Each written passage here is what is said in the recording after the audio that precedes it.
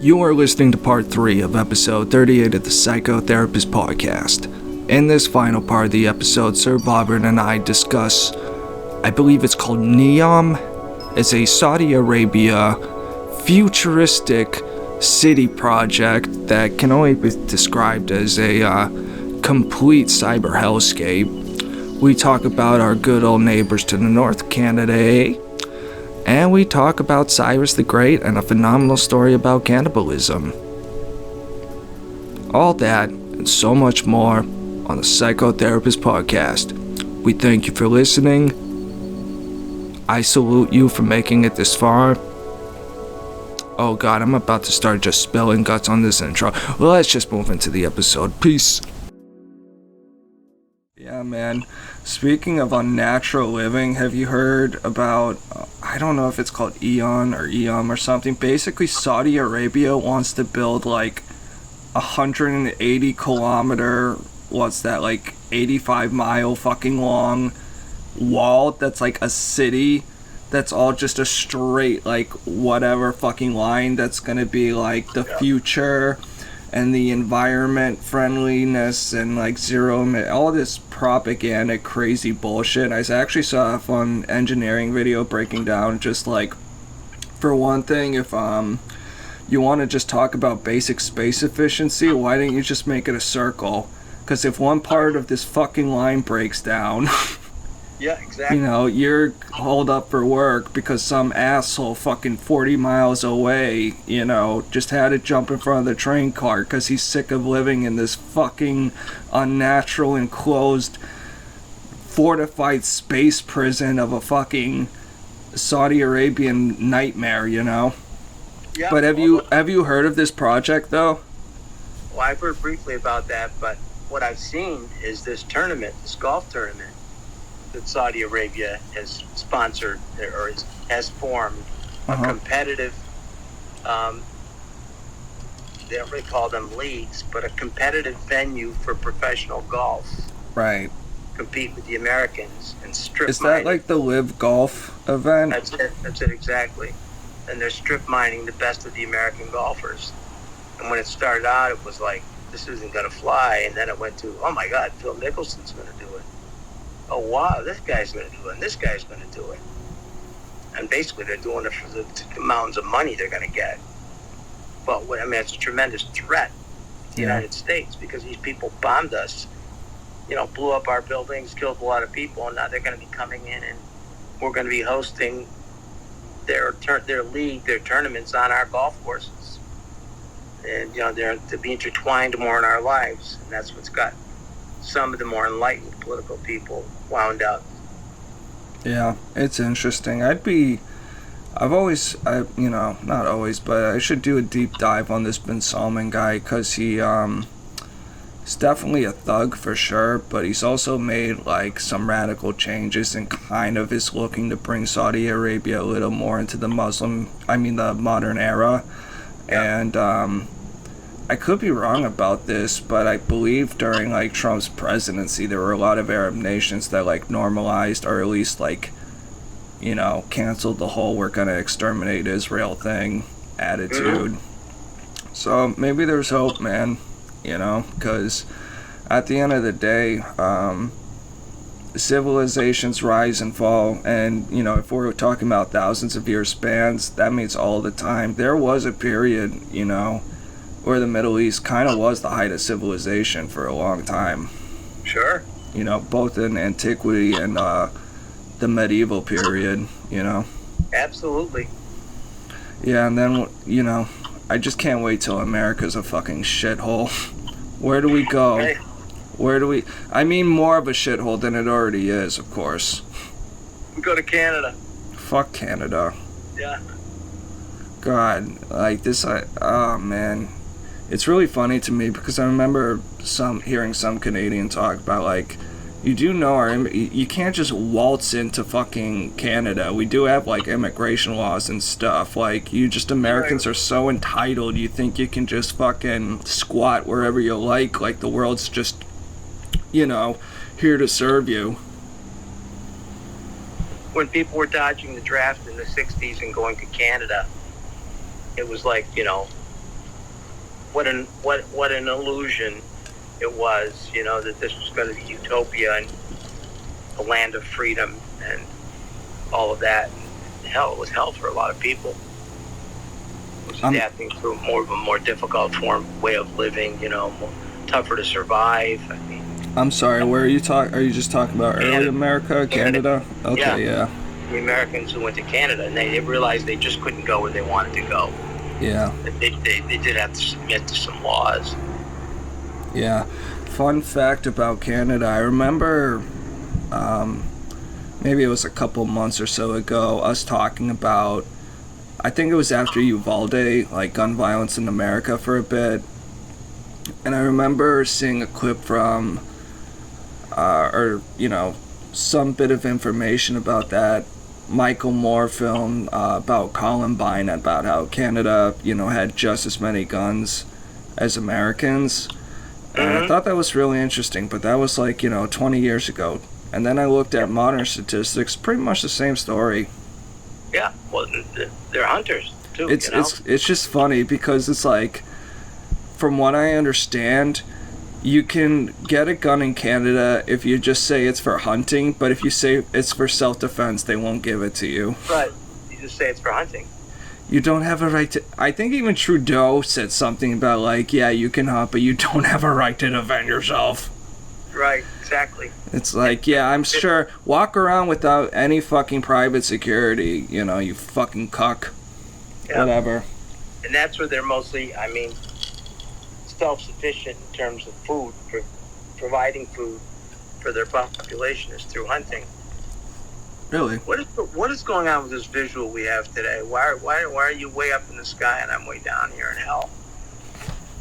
Oh man, are you getting deep on me now? There we go. This is better.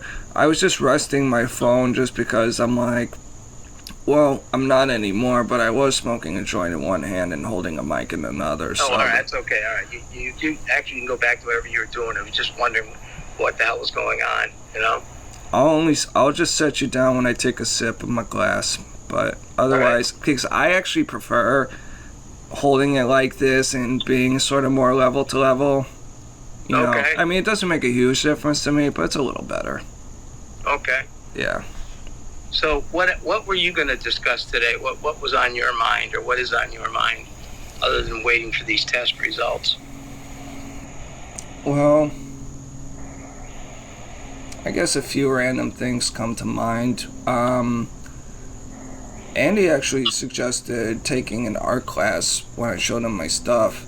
Mm-hmm. And now that I have a little more time, you know, to myself, that actually might be, you know, nice way to meet some artsy chick or what the fuck ever. Great way. What did you say? I missed the part about Andy and art. There was something else you said, and I missed that. Andy is taking an art class? No, I showed him my art, and he suggested, you know, he asked me if I had ever thought about taking a class.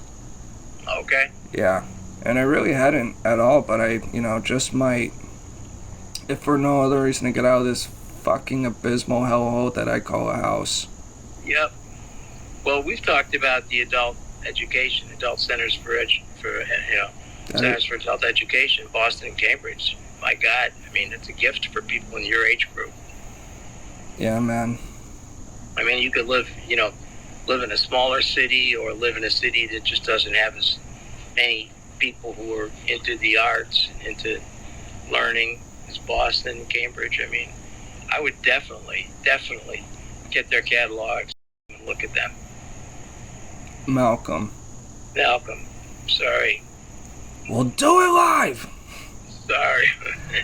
Yeah, that's why I lost my ways. I forgot where I was. No, man, that just means we were having a good conversation. If you forgot my real name, you know. We were, and I'm also trying to look out the window at these guys who are working around my house to make sure they're not doing anything screwy. Do you need a minute to just go check in with them? No, but I have to stop by right around 12:30 because I don't have the money to pay them. I got to go to the bank. Okay. They want cash only, and I didn't have a chance to get to the bank this week. So, what time is it? It's 12:24. Okay, so we got, well, I'm about 10 minutes away from the bank, so I got some time. 10, 15 minutes. Yeah, man. Yeah, cash only. With these guys. Yeah. I would say, I mean, there's been random stuff on my mind, I guess.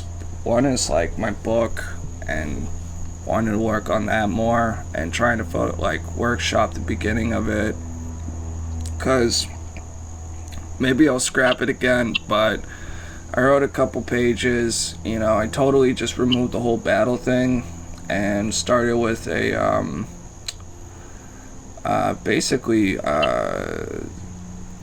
sort of Moses moment when he's being, the baby's being put on a little raft down the river kind of thing. I thought of this character based off, I've been reading Herodotus lately, and there's this guy named Cyrus the Great who, very similar to Romulus and Remus and Moses and a lot of figures, was basically like, I'm a born baby, but some king wants me dead for reasons, so you gotta stow me away. Someone, is supposed to kill me, but they don't, or like a fucking wolf suckles me, and like fucking whatever. But it is really interesting that a lot of like really ancient stories kind of begin that way, and according to the, ancients, I mean, who knows, but it was a similar deal with Romulus and Remus, where they were born, they were seen as a threat, so they were condemned to be left out in the woods. And in Herodotus, I'm just going to share this story because it's a fun one, and it's a good one to leave off of. So there was a guy in Herodotus named Harpagus who was assigned to this task, and he's a general and whatever. And he's told to kill Cyrus the Great because the king's daughter had a dream that, whatever, the kid would fucking take over the world. And he can't bring himself to do it. And he comes across like a shepherd and his wife, something like that. And it just so happens that the wife just very, very recently had a stillborn. So they switch the babies out, and then they, raise him, and then eventually he finds out his destiny and all this shit. So I'm like trying to start there, but maybe I'm thinking of even going earlier to when the king's overthrown, but there's so much, like, we don't have even time to get into it. But shit, man, I should write more. I'm just saying this to myself more than to you, but like at this point, now that I've got a little, like, I'm less constricted and whatever, might as well just like go for it, in this year between now and law school.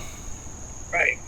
And even, I mean, I don't need to complete it, but if I can get like all the foundations done and some backstory and write a few chapters or whatever, I'll be pretty happy. So you're basically, you're learning, you're tapping into your cognitive parts of your brain, you're painting, you're drawing, doing things like that. So, but the creative part of your brain is really active. Yeah. So you got a lot of stuff working there. And I would just like to follow up with the Harpagus stories, that when the king finds out what he did, that he finds out that he switched the babies, he acts like everything's fine and he totally forgives him, and then he kidnaps this Harpagus' son, kills him, butchers him, cuts him up, like cooks him up, feeds him specifically to Harpagus with like the regular meal at some big banquet. And then he asks Harpagus, it's like, did you like your meal? It was pretty good, right? Yeah, you liked it? It was, yeah. And then they're like, we got one last final meal for you. And then they bring out the severed head and hands of Harpagus' son. And then they tell him, you ate your kid, by the way.